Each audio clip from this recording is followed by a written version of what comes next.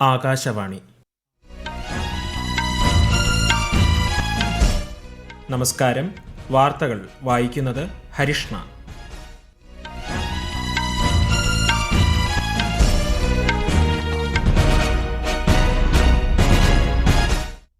പ്രധാന വാർത്തകൾ. കേരളത്തിന്റെ അഭിമാനമുയർത്തി വിഴിഞ്ഞം അന്താരാഷ്ട്ര തുറമുഖം പ്രധാനമന്ത്രി നരേന്ദ്രമോദി രാജ്യത്തിന് സമർപ്പിച്ചു. തുറമുഖം രാജ്യപുരോഗതിക്ക് മുതൽക്കൂട്ടാകുമെന്ന് പ്രധാനമന്ത്രി. വിഴിഞ്ഞം പദ്ധതി കേരളത്തിന്റെ സ്വപ്ന സാഫല്യമെന്ന് മുഖ്യമന്ത്രി പിണറായി വിജയൻ. പദ്ധതികളുടെ വിജയത്തിന് ജനങ്ങളുടെ ഐക്യം പ്രധാനമാണെന്നും മുഖ്യമന്ത്രി. ലോക ദൃശ്യശ്രാവ്യ ഉച്ചകോടിയുടെ ഭാഗമായുള്ള വേവ്സ് പ്രഖ്യാപനത്തിന് അംഗീകാരം.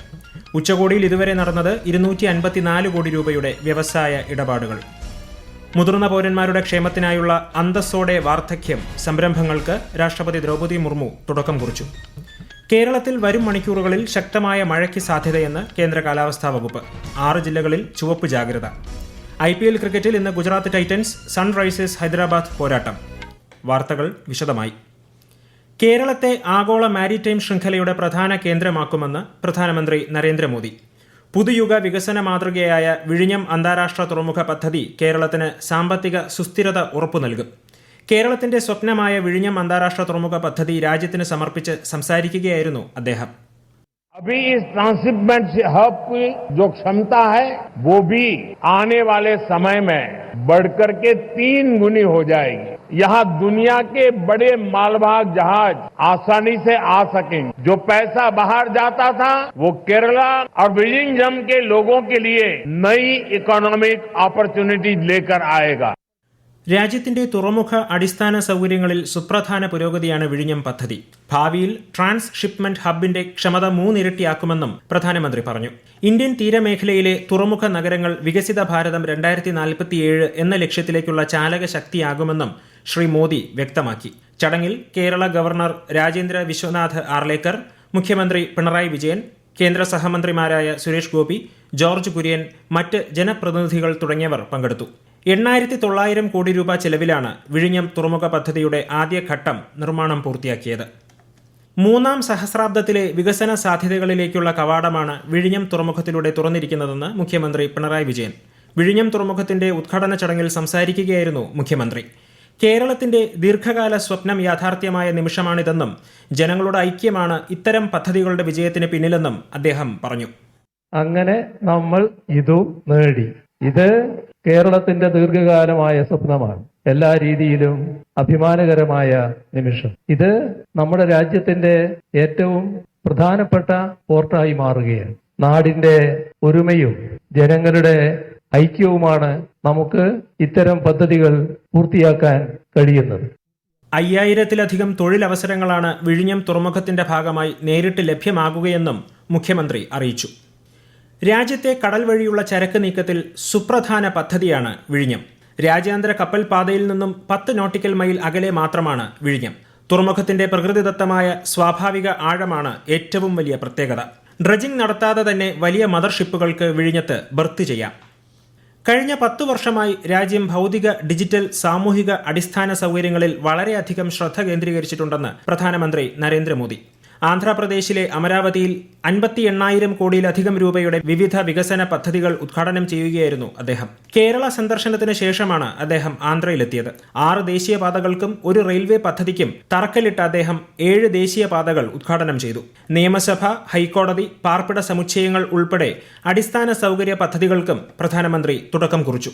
ആന്ധ്രയിലെ നാഗയലങ്കയിൽ മിസൈൽ പരീക്ഷണ കേന്ദ്രത്തിന്റെ നിർമ്മാണോദ്ഘാടനവും പ്രധാനമന്ത്രി നിർവഹിച്ചു. മുതിർന്ന പൗരന്മാർ കുടുംബത്തിന്റെ പ്രധാന ഭാഗമാണെന്നും അവർ കുടുംബത്തിന്റെ വൈകാരിക സ്തംഭമായി വർത്തിക്കുന്നുവെന്നും രാഷ്ട്രപതി ദ്രൗപദി മുർമു. രാഷ്ട്രപതി ഭവനിൽ മുതിർന്ന പൗരന്മാരുടെ ക്ഷേമത്തിനായുള്ള അന്തസ്സോടെ വാർദ്ധക്യം പരിപാടിയെ അഭിസംബോധന ചെയ്യുകയായിരുന്നു അവർ. സമൂഹത്തിന് മുതിർന്ന പൗരന്മാരുടെ മാർഗനിർദ്ദേശം പ്രധാനമാണെന്ന് രാഷ്ട്രപതി പറഞ്ഞു.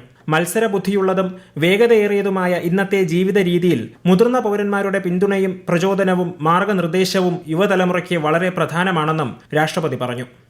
അടുത്ത 4 വർഷത്തിനിടെ രാജ്യത്തെ ഒരു ഗ്രാമമോ കൃഷിയിടമോ ജലദൗർലഭ്യം അനുഭവിക്കുന്നില്ലെന്ന് ഉറപ്പാക്കാൻ കേന്ദ്ര സർക്കാർ പ്രതിജ്ഞാബദ്ധമാണെന്ന് കേന്ദ്ര ജലശക്തി മന്ത്രി CR പാട്ടീൽ. രാജ്യത്തുടനീളം 13 ലക്ഷത്തിലധികം ജല റീചാർജ് പദ്ധതികൾ നടപ്പിലാക്കിയിട്ടുണ്ടെന്നും ഇതിലൂടെ വലിയ തോതിൽ ജലം സംരക്ഷിക്കാനായിട്ടുണ്ടെന്നും കേന്ദ്രമന്ത്രി പൂനെയിൽ പറഞ്ഞു. ഈ വാർത്തകൾ ആകാശവാണിയിൽ നിന്ന്. ആകാശവാണി വാർത്തകളും വാർത്താ അധിഷ്ഠിത പരിപാടികളും all India radio news Thiruvananthapuram YouTube ചാനലിലും @all India radio news Thiruvananthapuram Facebook പേജിലും AIR ന്യൂസ് തിരുവനന്തപുരം ഇൻസ്റ്റഗ്രാം അക്കൌണ്ടിലും @AIR ന്യൂസ്_TVM X ഹാൻഡിലും ലഭ്യമാണ്. മുംബൈയിൽ നടക്കുന്ന ലോക ദൃശ്യ ശ്രാവ്യ വിനോദ ഉച്ചകോടി വേവ്സിന്റെ ഭാഗമായുള്ള ആഗോള മാധ്യമ സംവാദം വേവ്സ് പ്രഖ്യാപനം അംഗീകരിച്ചു. പാരമ്പര്യത്തിന്റെയും പൈതൃകത്തിന്റെയും ശബ്ദം സംരക്ഷിക്കുന്നതിൽ സഹകരിക്കാൻ അംഗരാജ്യങ്ങൾ തമ്മിൽ ധാരണയായി. ആഗോള മാധ്യമ സംഭാഷണത്തിൽ 77 രാജ്യങ്ങളിൽ നിന്നുള്ള പ്രതിനിധികൾ പങ്കെടുത്തു. നിർമ്മിത ബുദ്ധിയുടെ ധാർമ്മിക ഉപയോഗം ഉറപ്പാക്കാനും വേവ്സ് പ്രഖ്യാപനം ആഹ്വാനം ചെയ്യുന്നു. വിദേശകാര്യമന്ത്രി ഡോക്ടർ എസ് ജയശങ്കറും വാർത്താവിതരണ പ്രക്ഷേപണ മന്ത്രി അശ്വിനി വൈഷ്ണവും പരിപാടിയിൽ അധ്യക്ഷത വഹിച്ചു. വേവ്സ് ഉച്ചകോടിയിൽ പങ്കെടുക്കാൻ സാധിച്ചതിൽ സന്തോഷം പങ്കുവച്ച് നടി കരീന കപൂർ ഇന്ത്യൻ സിനിമയ്ക്ക് കഥ പറച്ചിലിന്റെ സമ്പന്നമായ പാരമ്പര്യമുണ്ടെന്നും അത് കൂടുതൽ ശക്തമായി വളരുകയാണെന്നും കരീന കപൂർ പറഞ്ഞു. സർക്കാരിന്റെ പിന്തുണയോടെ ഇന്ത്യ ഇന്ന് ആഗോള സൂപ്പർ പവറായി മുന്നേറുകയാണെന്നും അവർ അഭിപ്രായപ്പെട്ടു.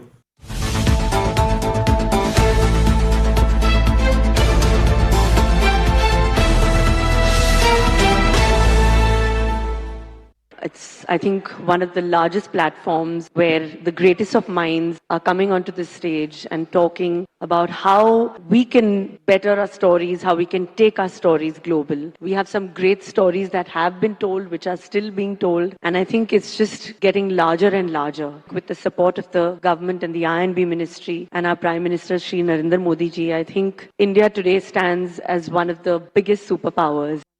വേവ്സ് 2025 ആദ്യ ദിവസങ്ങളിൽ സിനിമ, സംഗീതം, ആനിമേഷൻ, റേഡിയോ, VFX മേഖലകളിലായി 254 കോടി രൂപയുടെ വ്യാപാര ഇടപാടുകൾ രേഖപ്പെടുത്തി വേവ്സ് ബസാർ. ഉച്ചകോടി അവസാനിക്കാൻ ഇനിയും 2 ദിവസം ബാക്കി നിൽക്കെ ഇത് ഗണ്യമായി ഉയരുമെന്ന് പ്രതീക്ഷിക്കുന്നു. വേവ്സ് 2025 കേന്ദ്ര വാർത്താവിതരണ പ്രക്ഷേപണ മന്ത്രാലയം നാളെ ലീഗൽ കറൻസ് 2025 ഇന്ത്യൻ മാധ്യമ വിനോദ മേഖലയിലെ നിയന്ത്രണ ചട്ടക്കൂടുകളുടെ കൈപ്പുസ്തകം പുറത്തിറക്കും.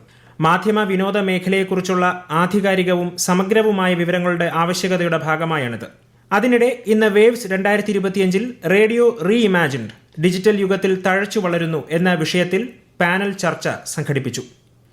കേരളത്തിൽ ശക്തമായ മഴ, ഇടിമിന്നലോടുകൂടിയ മഴയ്ക്കും ശക്തമായ കാറ്റിനും സാധ്യതയുള്ളതിനാൽ തിരുവനന്തപുരം, കോട്ടയം, ഇടുക്കി, എറണാകുളം, കണ്ണൂർ, കാസർഗോഡ് എന്നീ 6 ജില്ലകളിൽ ഇന്ന് രാത്രി 8 മണിവരെ കേന്ദ്ര കാലാവസ്ഥാ വകുപ്പ് ചുവപ്പ് ജാഗ്രത പ്രഖ്യാപിച്ചു. പത്തനംതിട്ട, പാലക്കാട്, മലപ്പുറം, കോഴിക്കോട്, വയനാട് എന്നീ ജില്ലകളിൽ ഓറഞ്ച് ജാഗ്രതയും കൊല്ലം, ആലപ്പുഴ, തൃശൂർ ജില്ലകളിൽ മഞ്ഞ ജാഗ്രതയും പ്രഖ്യാപിച്ചിട്ടുണ്ട്. തിരുവനന്തപുരം ജില്ലയിൽ ശക്തമായ മഴയാണ് ലഭിച്ചുകൊണ്ടിരിക്കുന്നത്.